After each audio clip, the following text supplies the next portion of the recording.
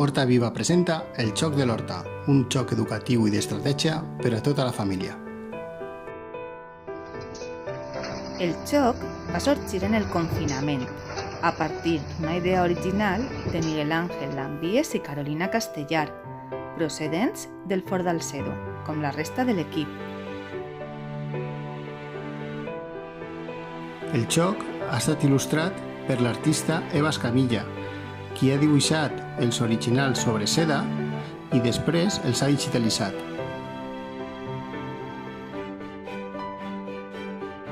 El xoc de l'horta és un xoc de cartes basat en els principis de l'agroecologia. Consisteix en fer combinacions de cartes per anar superant les diferents fases en el cultiu de les plantes, des de que fem el compost fins que collim les hortalisses.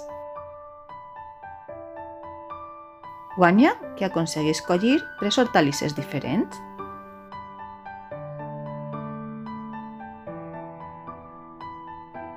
Però atenció, no és tan senzill. Hauràs de protegir els teus cultius dels animalets de l'horta o també de les temibles plagues i anar molt espai amb un possible fur de collita. Qui va dir que el treball del camp fora fàcil?